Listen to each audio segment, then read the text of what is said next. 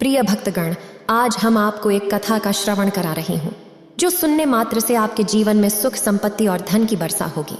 तो चलिए कथा को प्रारंभ करते हैं। भगवान शिव माता पार्वती से कहते हैं, मनुष्य कितने भी गरीब क्यों ना हो, इन 4 व्यक्ति को अपने संग हमेशा रखनी चाहिए। फिर माता पार्वती कहती है, हे देवों के देव महादेव, इस कलयुग में वह कौन 4 व्यक्ति है जिसे किसी भी मनुष्य को अपने साथ रखनी चाहिए। फिर भगवान शिव कहते हैं, आज मैं पृथ्वी लोक पर एक सर्प का रूप धारण करके एक बूढ़ी महिला के पास जाऊंगा, जो वह बूढ़ी महिला कितने वर्षों से मेरी आराधना कर रही है। हे देवी, अगर आप इसे ध्यान से सुनेंगे तो आपको पता चलेगा कि मनुष्य को उन गलतियों से बचेंगे जो मनुष्य को बड़े पाप का भागीदार बना देती हैं। और मैं यह भी बताऊंगा कि कैसे गरीबी में इंसान कौन सी गलतियां कर बैठता है जिनके कारण वह हमेशा गरीबी के चक्रव्यूह में फंसा रहता है। इसलिए हे प्रिय, आज इस कहानी के जरिए पृथ्वी लोक पर हर मनुष्य को यह अमूल्य जानकारी मिलने वाली है। कृपया आप भी इस कहानी को ध्यान से सुनें, वरना यह महत्वपूर्ण जानकारी आपसे छूट जाएगी। फिर भगवान शिव कहते हैं कि मनुष्य के जीवन में कब कौन सी बात काम आ जाए पता नहीं। हे देवी, आपने अक्सर देखा होगा कि पृथ्वी लोक पर परिवार की महिलाएं अधिकतर विवादों में शामिल होती हैं। कभी किसी एक बात पर तो कभी दूसरी बात पर उनके बीच झगड़े होते रहते हैं। परिवार में अक्सर छोटी छोटी बातों के लिए भी तनाव हो जाता है। खास तौर पर जिनके बड़े परिवार होते हैं, वहां तो आपसी विवाद कभी खत्म ही नहीं होते, दिन रात टकरार चलती रहती है। कई बार छोटी छोटी बातें इतनी बड़ी लड़ाई का रूप ले लेती हैं कि व्यक्ति उसमें फंस कर रह जाता है, चाहे वह बच्चे हों या महिलाएं। इसके परिणाम स्वरूप परिवार के पुरुषों को भी नुकसान और दुहक का सामना करना पड़ता है।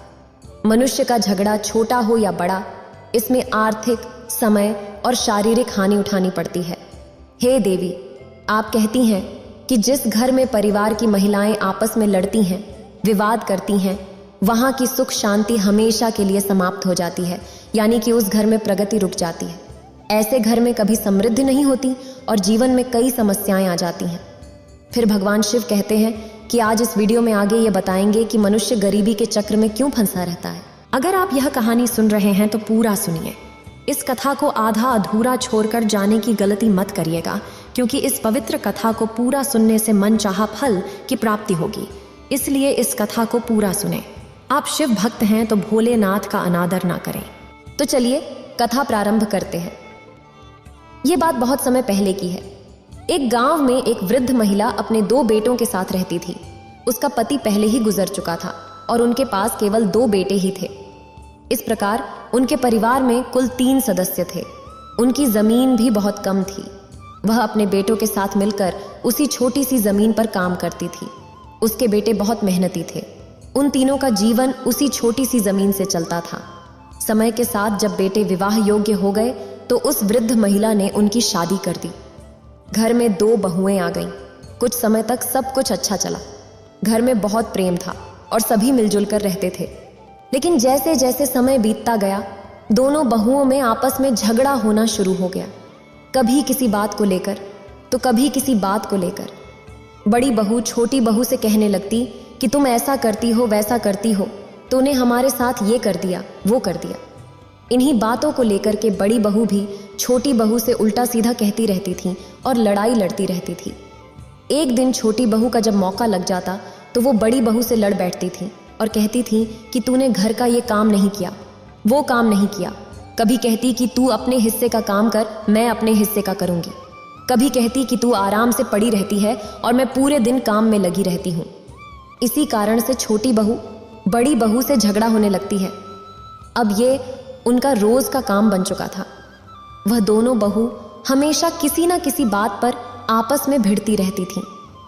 अब तो वृद्ध महिला भी इन बहुओं के झगड़ों को देख देख कर काफी परेशान हो चुकी थी।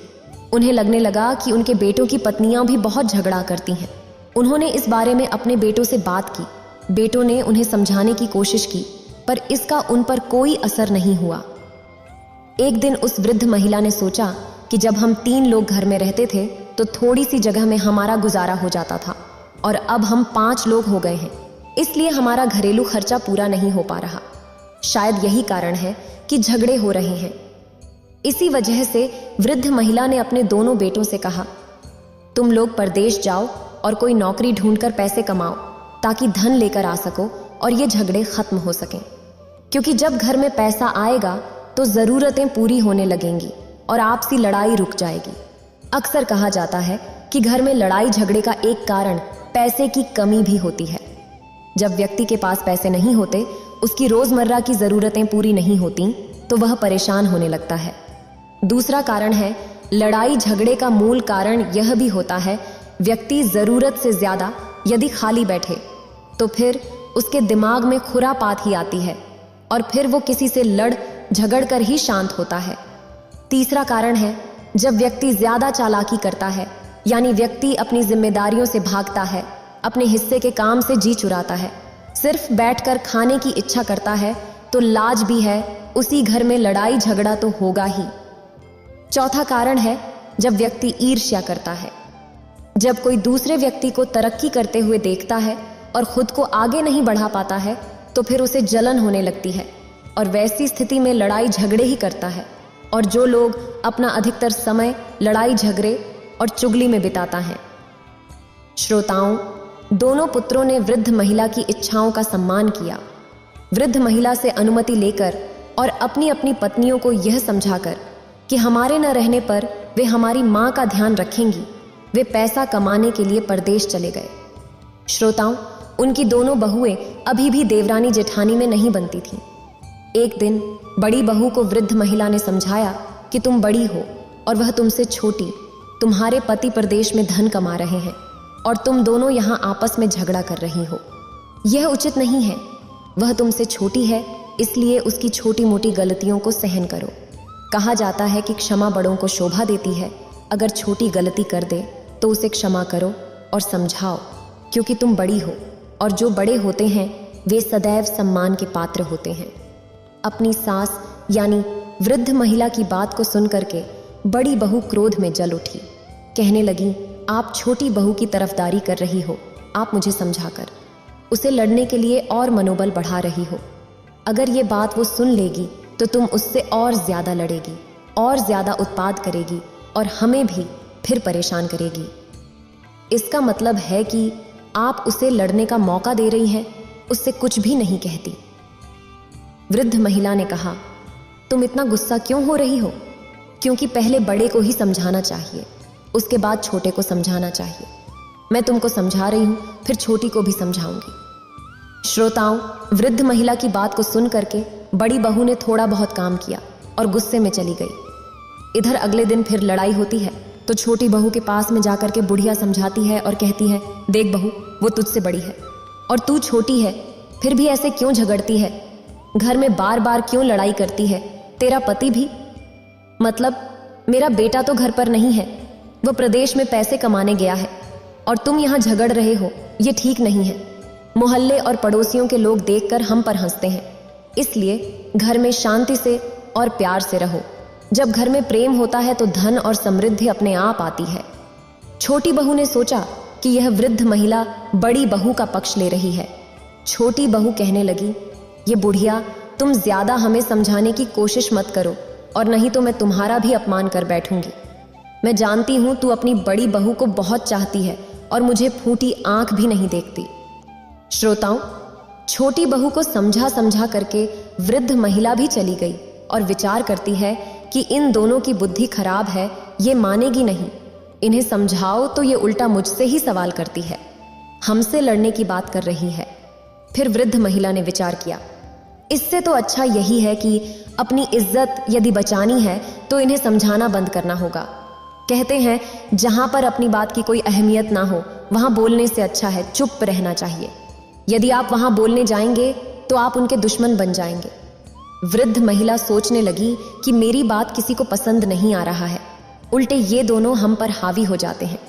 अगर किसी दिन हाथ उठा दिए तो, यदि ये दोनों कभी मुझे मारने लगे तो मैं अपना मुंह दिखाने लायक नहीं रहूंगी, इसलिए उन्हें समझाना मेरे लिए मुश्किल है। श्रोताओं, अब ये दोनों बहुएं अपनी सास यानी बुढ़िया से बहुत घृणा करने लगी हैं। कोई भी उनसे खाने के बारे में नहीं पूछता। बुढ़िया को खुद ही रसोई में जाकर खाना लेना पड़ता है। वह बुढ़िया से इतनी नफरत करने लगी। दोनों बहुएं बुढ़िया को अपने घर में रखना नहीं चाहती थीं। वे सोचती थीं कि काश ये बुढ़िया घर से भाग जाए या मर जाए, पर उन्हें ऐसा कोई बहाना नहीं मिल पा रहा था जिससे वे बुढ़िया को घर से बाहर निकाल सकें। श्रोताओं, अगला दिन होता है तो उन्होंने अपनी लड़ाई फिर शुरू की। तब वृद्ध महिला ने एक कट्टा उठाया और घास काटने के लिए जंगल में चली गई, क्योंकि कहते हैं व्यर्थ की लड़ाई झगड़ा अपने कानों से सुनना भी नहीं चाहिए। अगर आप खड़े होकर के वो लड़ाई सुनेंगे तो हो सकता है कि आपको बोलना भी पड़ जाए। इसीलिए सबसे अच्छा तरीका है वहां से निकल जाओ।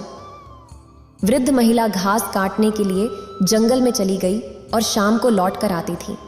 तब तक उन दोनों की लड़ाई खत्म हो चुकी थी। इसी तरह से जब अगला दिन होता है, उनकी लड़ाई प्रारंभ होती है, तो बुढ़िया अपना कटा उठाती है और घास काटने के लिए जंगल की ओर निकल जाती है। यह सब देखकर वह भगवान भोलेनाथ को याद करती और रोती। उस वृद्ध महिला की यह दशा देखकर भगवान शिव एक सांप का रूप बदलकर उस जंगल में जाते हैं। जब वह वृद्ध महिला जंगल में घास काट रही थी, तभी उसके पास एक विशाल सांप, जो भगवान शिव थे, वह वहां आ गया। विशाल सांप को देखकर वृद्ध महिला भय से कांपने लगी। उसे लगा कि आज उसकी जान नहीं बचेगी और सांप उसे निश्चित रूप से खा जाएगा। भय से कांपती वृद्ध महिला को देखकर सांप ने मनुष्य की भाषा में बोलना शुरू किया और कहा, माता, तुम डरो मत, मैं तुम्हें कोई हानि नहीं पहुंचाऊंगा। मैं यहां तुमसे अपना दुख साझा करने आया हूं, क्योंकि मैं बहुत परेशान और दुखी हूं। सांप के मनुष्य की भाषा में बोलने पर वृद्ध महिला के दिल को कुछ सांत्वना मिली। उसने एक गहरी सांस ली और सोचा कि सांप मनुष्य की आवाज में बोल रहा है। फिर वृद्ध महिला ने पूछा, ही नाग देवता, बताइए तुम्हें क्या परेशानी है? तब नाग कहने लगा, ये बूढ़ी माता, कई दिनों से मैं भूखा हूं, मुझे खाने के लिए कुछ नहीं मिल रहा है। यदि आप मुझे कुछ खाने को दे दो तो मेरे प्राण बच जाएगी। मैं बिल्कुल मरने की कगार पर पहुंच चुका हूं, क्योंकि मैं जिस आश्रम पर रहता था, उस आश्रम के जो आर्षि थे, अब उनका देहांत हो चुका है। वो एक गाय पालते थे, उस गाय का दूध हमको पिलाते थे और स्वयं भी पीते थे। उसी से मैं जीवित था, लेकिन हमारा पालन करने वाले, हमको दूध पिलाने वाले हमारे जो आर्षि थे, वो अब दुनिया छोड़कर चले गए। यदि आप मेरे लिए कहीं से भी दूध ला सकें तो यह आपकी महान कृपा होगी। हमारी जान को बचा लीजिए, और यदि थोड़ा दूध मिल जाए तो हमें पिला दीजिए। श्रोताओं, जब वृद्ध महिला यह सुना तो नाग के दुहक को सुनकर बुढ़िया की आंखों में आंसू आ गए और उसने कहा, नाग देवता, आप चिंता न करें, आज मैं आपको दूध अवश्य पिलाऊंगी। आप भी यहीं पर रुको, मैं आपके लिए दूध लेकर आती हूं। वह बुढ़िया नाग देवता से बात करने के बाद अपने घर लौट गई। जैसा कि रोज होता है, दो बहनें, देवरानी और जेठानी, तैयार होकर आपस में झगड़ने लगी। इस बीच बुढ़िया सोचने लगी कि किसके घर से दूध लेकर जाए। अगर वह बड़ी वाली के घर से दूध ले जाती है और उसे पता चल जाता है तो वह उससे झगड़ने लगेगी, और अगर छोटी वाली के घर से दूध ले जाती है और उसे पता चल जाता है तो वह भी उससे झगड़ने लगेगी। आखिरकार उसने सोचा कि वह एक दिन बड़ी वाली के घर से और दूसरे दिन छोटी वाली के घर से दूध ले जाएगी, इसलिए उन्हें पता भी नहीं चलेगा और मैं नाग देवता को दूध पिला दिया करूंगी। श्रोताओं, वृद्ध महिला ने वैसा ही किया। बड़ी बाली के घर से उसने थोड़ा सा दूध लिया और दूध को लेकर कटे में छिपा करके घास लेने के लिए जंगल में चली गई। तब तक वो नाग देवता भी वहां आ जाता है और कहता है, बुढ़िया माई, मेरे लिए कुछ दूध लेकर आई हो? हाँ नाग देवता, मैं आपके लिए दूध लेकर के आई हूं। उस बुढ़िया ने तुरंत वो दूध नाग देवता के आगे रख दिया। जब नाग देवता ने दूध पी लिया तब उसे शांति मिली। तब नाग देवता कहने लगे, बूढ़ी माता, आपने आज हमारी जान बचा ली। आपने मेरे ऊपर बहुत बड़ा उपकार किया है। मैं आपकी मदद को जीवन भर नहीं भूलूंगा। बुढ़िया माई ने कहा, हे नाग देवता, मैं आपसे एक और प्रश्न करना चाहती हूँ। उस समय मैं डर के कारण आपसे पूछ नहीं पाई थी, लेकिन अभी मैं पूछना चाहती हूँ कि आप एक सर्प होते हुए भी मनुष्यों की भांति कैसे बोल पा रहे हैं? क्या आप वास्तव में नाग देवता हैं या कोई और हैं?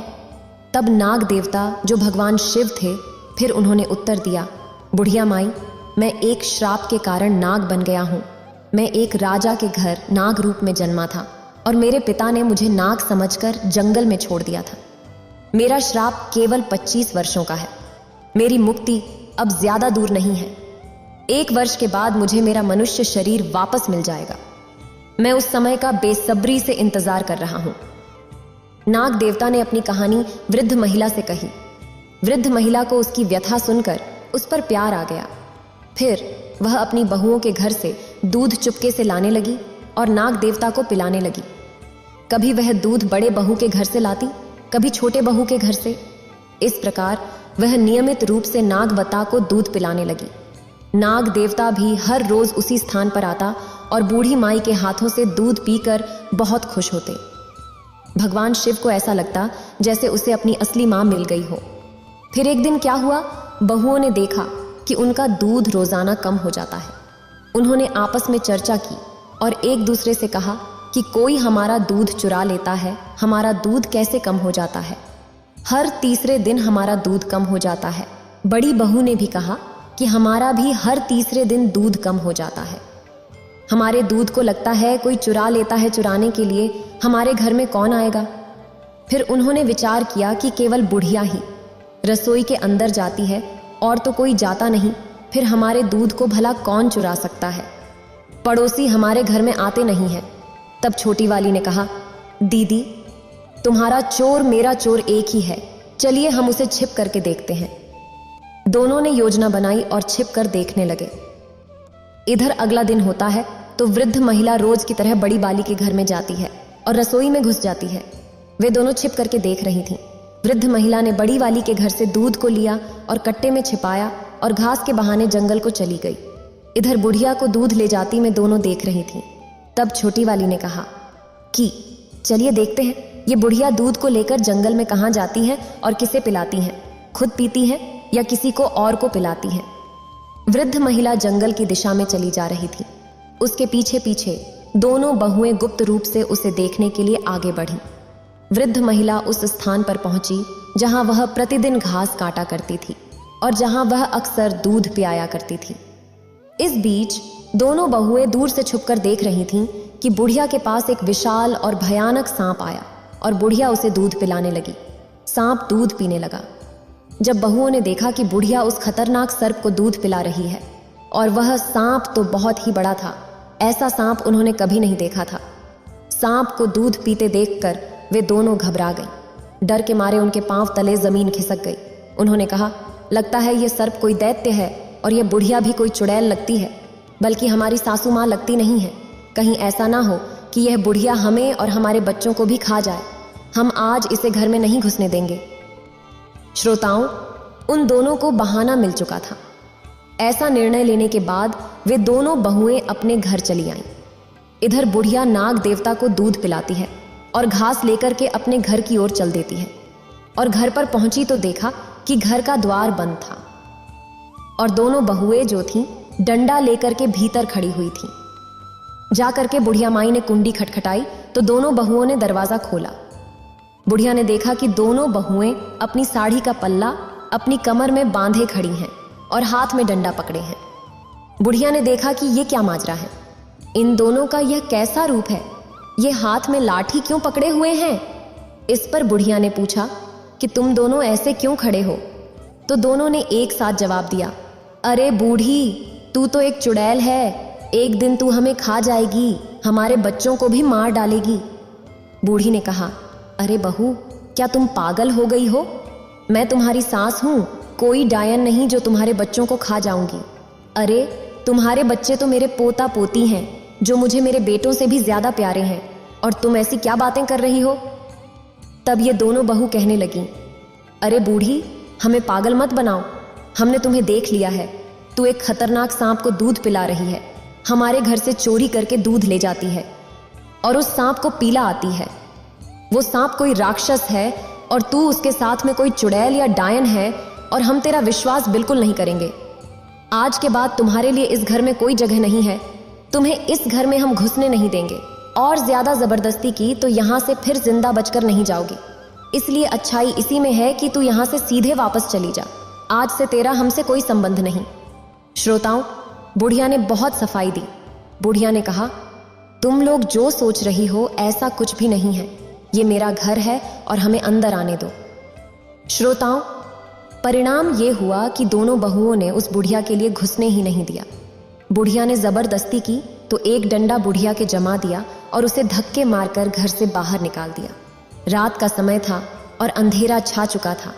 एक बुढ़िया अपनी बहुओं से रोते हुए कहने लगी, मैं इस गहन रात में कहाँ जाऊंगी? उसकी बहुओं ने उत्तर दिया, हमें तुमसे कोई सरोकार नहीं है, चाहे तुम कहीं भी जाकर मरो। और इसके बाद उन्होंने दरवाजा बंद कर दिया। बुढ़िया वहीं पर रोती रही। फिर उसने सोचा, रोने से अब क्या लाभ, वे दोनों दरवाजा नहीं खोलेंगे। उसने तय किया कि उसे कहीं और शरण ढूंढनी चाहिए, इसलिए वह रात में ही उस स्थान पर गई जहां वह आम तौर पर घास काटा करती थी और उस नाग देवता का इंतजार करने लगी जिसे वह दूध पिलाया करती थी। हालांकि रात को नाग देवता नहीं आया, क्योंकि उसका आना दिन के समय ही होता था। वहां एक विशाल बरगद का पेड़ था जिसके पास वह बुढ़िया लेट गई। रात भर वह बरगद की पेड़ के पास बैठा रहा और सवेरे का इंतजार करती रही। जैसे ही सूरज उगा वह नाग देवता वहां पहुंच गया। जब नाग देवता वहां आया उसे वह बूढ़ी औरत नहीं दिखाई दी। वह कभी इधर देख रहा था और कभी उधर, लेकिन जल्द ही उसकी नजर पड़ी कि बरगद के पेड़ के पास जहां वह बूढ़ी रो रही है। नाग देवता तुरंत वहां पहुंचा और पूछा, बूढ़ी माई, आपको क्या हुआ है? आप क्यों परेशान हो? आप क्यों रो रही हो? बूढ़ी औरत रोते हुए बोली, हे नाग देवता, मेरी बहुए मुझे घर से निकाल दिया है। मैं तुम्हारे लिए दूध लाया करती थी। वह दूध मैं अपनी बहुओं से छिपा कर लाती थी, लेकिन उन्हें देख लिया है आपको दूध पिलाते हुए, और वे कहती हैं कि मैं चुड़ैल हूं। वे सोचती हैं कि मैं उनके बच्चों को और उन्हें मारकर खा जाऊंगी। इसीलिए उन्होंने हमको घर में नहीं घुसने दिया, मुझे घर से बेघर कर दिया। हमारे बच्चे घर पर नहीं हैं, दोनों बेटा परदेश में नौकरी करने गए हैं। अब मैं क्या करूं? कहां जाऊं? श्रोताओं, नाग देवता को बुढ़िया ने सारी बात बताई। तब नाग देवता कहते हैं, ये बूढ़ी माई, आप घबराओ नहीं और मुझे ही अपना बेटा समझो। आज से मैं आपका बेटा हूं। नाग देवता की बात सुन करके बुढ़िया बड़ा प्रसन्न हो जाती है। कहती है, फिर नाग देवता कहते हैं, आप घबराइए नहीं, आइए हमारे साथ। श्रोताओं, इसके पश्चात वह नाग देवता बुढ़िया माता को साथ लेकर घने वन में जाता है। सबसे आगे नाग देवता चलते हैं और उसके पीछे वृद्धा माता। वे एक विकराल जंगल में पहुंचते हैं जहां नाग देवता बुढ़िया माई को लेकर आते हैं, जहां वह आश्रम में दूध पीने जाता था। नाग बुढ़िया माई को उसी आश्रम तक ले आता है। बुढ़िया माई पूछती है, बेटा, यह आश्रम किसका है? यह तो बहुत ही मनोरम आश्रम है। तब नाग देवता कहते हैं, हे बुढ़िया माई, यह हमारे आर्षि का आश्रम है जो अब परमात्मा को प्रिय हो गए हैं। उनका देहांत हो गया है, मैं यहां पर ही रहता था। और बताता है कि इसी आश्रम में उन्हें गाय का दूध पिलाया जाता था, लेकिन गाय भी वहीं कहीं आसपास होगी। वह बेचारी भटक रही होगी। अगर वह हमें देख लेगी तो निश्चित ही यहां आ जाएगी। कुछ समय पश्चात वह गाय भी वहां आ जाती है। गाय के थन दूध से भरे हुए थे। तब नाग देवता कहते हैं, बुढ़िया माई, इस गाय का दूध दुहिए और आप भी पीजिए और हमें भी पिलाइए। श्रोताओं, बुढ़िया माई गाय का दूध निकालती है, उसके बाद उस नाम को दूध पिलाती है और स्वयं पीती है। फिर नाग देवता कहते हैं, बुढ़िया माई, अब आप घबराइए नहीं, आप निश्चिंत होकर के इस आश्रम पर रहे। ये गाय हमारे लिए दूध देगी और यहाँ आर्षि की एक कृपा है। आर्षि एक अपनी कृपा छोड़ करके यहाँ चले गए हैं। आर्षि कृपा से यहाँ अन्नपूर्णा का वास रहता है। यहाँ पर रहने वाले को किसी चीज की कोई कमी महसूस नहीं होती। खाने पीने की हर चीज यहाँ उपलब्ध होती है। आप कुछ भी खाइए, कुछ भी बनाइए। श्रोताओं, ये सुनकर के बुढ़िया माई और भी ज्यादा खुश हो जाती है और फिर अपने बेटा नाग देवता के साथ में वो बुढ़िया माई वहीं आराम से रहने लगती है। नाग देवता हर दिन घूमने निकल जाता था और शाम को वापस आ जाता था, जबकि बुढ़िया और गाय वहीं चैन से रहते थे। गाय भी हर रोज घास खाने जाया करती थी और शाम को वापस लौट आती थी। शाम के समय वे तीनों एक साथ बैठकर भोजन करते थे और आश्रम में प्यार से रहते थे। लेकिन एक दिन की बात है, नाग देवता जो हर दिन की तरह घूमने गया था, शाम को वापस नहीं आया। इससे बुढ़िया को बहुत चिंता होने लगी, क्योंकि वे तीनों साथ में भोजन किया करते थे। शाम को गाय तो आ गई, लेकिन नाग देवता नहीं आया। बुढ़िया इंतजार करती रही कि उसका बेटा नाग देवता इतना अंधेरा हो जाने के बावजूद भी वापस नहीं आया। श्रोताओं, बुढ़िया माई रात भर अपने बेटा नाग देवता का इंतजार करती रही। उसने कुछ भी नहीं खाया, पूरी रात भूखी रही, लेकिन फिर भी वो नाग देवता लौटकर नहीं आया। अगला दिन होता है तो स्वयं बूढ़िया नाग देवता को ढूंढने के लिए जंगल की ओर चल देती है। बूढ़ी माँ नाग देवता को ढूंढते ढूंढते जंगल में निकल गई। जंगल में उसने देखा कि वहीं उसका बेटा नाग देवता जमीन पर गिरा पड़ा था और वो नाग देवता उसी पेड़ की टहनियों में दबा हुआ था। नाग देवता को टहनियों के नीचे दबा हुआ देखकर बुढ़िया माई व्याकुल हो जाती है और गाय की सहायता से टहनियों को हटाती है। श्रोताओं, वह नाग देवता काफी घायल और जख्मी हो चुके थे। बुढ़िया माई पूछती है, बेटे ये सब कैसे हुआ? इस पर नाग देवता अपनी पूरी कहानी बताता है। हे बुढ़िया माई, जब मैं शाम को आश्रम लौट रहा था तो एक भयानक तूफान आ गया। तूफान के डर से मैं एक पेड़ पर चढ़ गया, लेकिन तूफान के झोंके से वह पेड़ गिर गया और मैं उसके नीचे दब गया। मैंने निकलने की बहुत कोशिश की पर सफल नहीं हो पाया। मैं सोचता रहा कि मेरी माँ मेरा इंतजार कर रही होगी, पर मैं बाहर नहीं आ पाया। मुझे चोट भी लग गई। इसके बाद बुढ़िया माई कहती हैं, बेटे तुम घबराओ नहीं, आओ मैं तुम्हारी चोट का इलाज कर दूं। श्रोताओं, इस तरह से एक बुढ़िया माई अपने नाग देवता को आश्रम में लाती है और कुछ औषधीय को पीस कर लाती है। फिर वह इन्हें मिलाकर एक लेप तैयार करती है और उसे नाग देवता के घायल शरीर पर लगा देती है। रोजाना इस लेप को लगाने से धीरे धीरे उसके घाव भरने लगते हैं। इस लेप को लगाते हुए बुढ़िया माई ने उसे पूरी तरह से ठीक कर देती है। 1 साल बीत जाने के बाद भगवान शिव नाग देवता का रूप छोड़कर फिर एक मनुष्य के रूप में आ जाते हैं। अब वह बेहद ही सुंदर राजकुमार बन जाते हैं। उन्हें एक सुंदर और रूपवान राजकुमार के रूप में देखकर बुढ़िया माई बहुत खुश होती है और बार बार उन्हें प्यार से छूती है। बुढ़िया माई की खुशी का अंत नहीं था। फिर भी वे कुछ दिनों तक उस आश्रम में रहती हैं।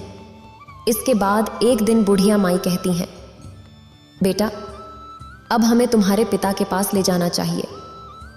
फिर बुढ़िया माई ने पूछा कि तुम कहाँ के रहने वाले हो, तुम्हारे पिता कैसे हैं? तुमने कहा था कि तुम एक राजा के बेटे हो। चलो देखते हैं कि तुम्हारे पिता कैसे हैं और तुम्हारी माँ कैसी है। श्रोताओं, तब नाग देवता से बना हुआ राजकुमार कहने लगा, नहीं, मैं बाहर नहीं जाऊंगा। उस पिता को देखकर क्या करूंगा? जिस पिता ने हमें जंगल में फेंक दिया था। तब बुढ़िया ने समझाया है, बेटा उस समय तुम एक नाग देवता रूप में थे। उस समय तुम्हारे पिता ने डर से तुम्हें छोड़ दिया होगा, लेकिन अब तुम एक मनुष्य के रूप में हो तो तुम्हें देख करके तुम्हारे माता पिता बड़े खुश हो जाएंगे। इसलिए बेटा तुम वहां चलो, इसी बहाने से मैं भी तुम्हारे माता पिता से मिल लूंगी। श्रोताओं, भगवान शिव जो राजकुमार थे वह बुढ़िया माई को लेकर अपने राजमहल को चल देते हैं।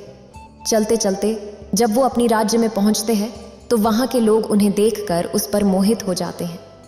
सब लोग सोचने लगते हैं, काश यह खूबसूरत राजकुमार हमारा होता, कितना भला होता। वे दोनों उस शहर में प्रवेश करते हैं और वहां के चौकीदार से मिलकर पूछते हैं कि हमें राजा से मिलना है। चौकीदार उन्हें राजा के मंत्री के पास ले जाते हैं। मंत्री के पास पहुंचकर बुढ़िया माई और राजकुमार ने राजा से मिलने की इच्छा जताई। उन्होंने कहा, मंत्री जी, हम यहाँ के राजा और रानी से मिलना चाहते हैं, वे कहाँ हैं? इस पर मंत्री ने उत्तर दिया, बेटा हमारे राजा और रानी इस समय मिलने के योग्य नहीं हैं। उनकी स्थिति बहुत खराब है। राजा स्वयं अपने राज्य की देखभाल नहीं कर पा रहे हैं। यहाँ का सिंहासन खाली पड़ा है। तब राजकुमार ने जिद की और बुढ़िया माई ने भी कहा कि नहीं, मंत्री कोशिश करिए कि हम उनसे मिल सके, हमारा उनसे मिलना बहुत जरूरी है। तब मंत्री कहता है कि राजा साहब बहुत बीमार हैं। ये बात 25 साल पुरानी है। रानी ने एक सर्प को जन्म दिया था। राजा साहब ने जब सर्प को देखा तो वे बड़े भयभीत हुए। उन्हें बड़ा बुरा लगा। रानी के लिए तो वो सर्प भी प्यारा था, क्योंकि माँ के लिए उसका बच्चा कैसा भी उसके लिए प्रिय होता है। लेकिन राजा ने सोचा कि ये बात समाज के लोग में जाएगा, तो राजा के घर में पुत्र की जगह एक सर्प पैदा हुआ है तो सभी प्रजा हमसे घृणा करेगी। इसीलिए राजा ने उस सर्प को जंगल में फेंकवा दिया और तब से राजा रानी जो है उनका शरीर सूख कर कांटा हो गया है और राज सिंहासन को उन्होंने छोड़ दिया है। कभी सिंहासन पर विराजमान नहीं होते हैं और अपने महल में राजा रानी बुरी तरीके से मायूस अवस्था में पड़े रहते हैं। जब उस राजकुमार ने यह सुना तो उसने मंत्री से अनुरोध किया कि अगर वह उनसे मिलवा दें तो बहुत कृपा होगी। तो श्रोताओं, मंत्री उस राजकुमार उस बुढ़िया माई के साथ राजा और रानी के पास ले जाता है, जहां उस लड़के के माता पिता निराशा में लेटे हुए थे। महल में लेटे लेटे उनका शरीर गल गया था और वे सदा चिंता में डूबे रहते थे। श्रोताओं, फिर राजकुमार उस बुढ़िया माई के साथ राजा और रानी के पास जाता है और उनके पैर छूता है। जब राजकुमार अपने माता पिता के पैरों को छूता है तो राजा और रानी में एक संवेदना की लहर दौड़ जाती है। ये तो मेरा पुत्र नहीं है, साक्षात भगवान भोलेनाथ है। मेरे पुत्र का तो निधन हो गया था, उसके बाद मेरी सुध बुध खो गई थी। जैसे ही भगवान शिव का स्पर्श होता है, एक ऐसी शक्ति आती है, दोनों एकदम से उठकर बैठ जाते हैं और कहते हैं कि बेटा, तुम कौन हो, कहाँ से आए हो तुमने? जब हमारे पैरों को छुआ तो हमारे अंदर किसी शक्ति का आगमन हुआ। तुम कौन हो बेटा, अपना परिचय दे। तब भगवान शिव अपने रूप में प्रकट हो जाते हैं और उन्हें सारी बातें बताते हैं। फिर कहते हैं, ये बुढ़िया माई का ख्याल आप लोग रखेंगे, और वहां से अंतर्ध्यान हो जाते हैं। श्रोताओं, इतनी कहानी सुनने के पश्चात राजा और रानी तुरंत कहते हैं कि इंसान को कभी भी ये 4 चीजें नहीं छोड़नी चाहिए। पहला बच्चा, दूसरा बुजुर्ग, तीसरा पागल और चौथा मेहमान। इन्हें कभी भी अपने घर से नहीं निकालना चाहिए। राजा ने सभी को यह सूचना दे दी कि अब से राजगद्दी पर बैठेंगे। अगले दिन राजा ने उसका राज्य अभिषेक किया। इसी दौरान वह बुढ़िया माई थोड़ी उदास हो जाती है, सोचने लगती है, अब मैं कहां जाऊं? श्रोताओं, तब राजा कहते हैं, हे माता, आज से तुम यहां की राजमाता कहलाओगी। अब बुढ़िया बहुत ही प्रसन्न होती है। जब वो बूढ़ी माँ के दोनों बेटे घर लौटे और उन्होंने अपनी माँ को घर में न पाया तो उन्होंने अपनी पत्नियों से पूछा कि हमारी माँ कहाँ गई हैं? उनकी पत्नियों ने उत्तर दिया कि तुम्हारी माँ एक चुड़ैल और डायन थी, इसीलिए मैंने उन्हें मारकर भगा दिया। वह हर दिन जंगल में जाकर सर्प को दूध पिलाया करती थी। अपनी पत्नियों की इस बात को सुनकर बूढ़ी माँ के दोनों बेटे क्रोध से भर उठे और अपनी पत्नियों को डांटते फटकारते हुए उन्हें घर से निकालने लगे। वे बोले, तुम्हें शर्म नहीं आती? हमारी माँ को चुड़ैल और डायन कह रही हो। हमारी माँ कहाँ है, जल्दी बताओ, नहीं तो तुम्हें छोड़ेंगे नहीं। लेकिन उन बहुओं को असल में नहीं पता था कि बूढ़ी माँ इस समय कहाँ है। अब तो उनके पति रोजाना उन्हें डांटते फटकारती थीं, उन्हें मारते पीटती थी। धीरे धीरे उनकी हालत खराब हो गई, क्योंकि ना तो उन्हें चैन से भोजन मिल रहा था, ना कोई सम्मान। उनके ही बच्चे उनसे नफरत करने लगे थे। सब लोग उन्हें घृणित नजर से देखने लगे थे, क्योंकि कहते हैं ना कि जो अपने बड़े बूढ़ों का अनादर करता है, अपमान करता है, तो उसका भी अपमान समाज करता है। उनके बच्चे भी उनका सम्मान नहीं करते। इधर के दोनों बेटों को ये पता चल जाता है कि उसकी माँ जो है वह एक राज्य की राजमाता है। तो फिर दोनों बेटा बड़े खुश होते हैं और सोचते हैं कि हमारी माँ बड़े दयालु स्वभाव की थी, रोज भगवान शिव की पूजा पाठ करती थी। इस प्रकार भगवान शिव ने उन्हें कितना उच्च पद प्रदान किया है बेटे को। यह सुनकर हमें बहुत आनंद आता है। और इसके बाद वे राज दरबार में जाता है। राजा की सहायता से अपनी वृद्ध माँ रानी माँ से मिलते हैं और उनसे कहते हैं, हे माँ, अब आप घर चलिए, हम आपको लेने आए हैं। तब वह वृद्ध माँ कहती है, मेरे बेटे, मैं यहाँ रहकर खुश हूँ। यहाँ हमारे पास एक और बेटा है, तुम बिना किसी चिंता के जाओ। मेरा आशीर्वाद तुम्हारे साथ है। अपनी पत्नी और बच्चों के साथ सुखपूर्वक जीवन व्यतीत करो। इस प्रकार अपनी माँ का आशीर्वाद प्राप्त कर दोनों भाई घर लौट आते हैं। वृद्ध माँ का बेटा और पोता तो अपने जीवन में खुश थे, लेकिन उनकी बहुएं दुखी थीं। भगवान शिव उन्हें अपने कर्मों का फल दे रहे थे। इतना कहकर भगवान शिव इस कथा को समाप्त करते हैं। इस वीडियो को बोलते समय कोई त्रुटि हो तो मैं क्षमा चाहती हूँ। उम्मीद है आप सभी को यह वीडियो अच्छी लगी होगी। अगर आप शिव के सच्चे भक्त हैं तो चैनल को सब्सक्राइब और वीडियो को लाइक करके कमेंट में हर हर महादेव लिख दीजिए।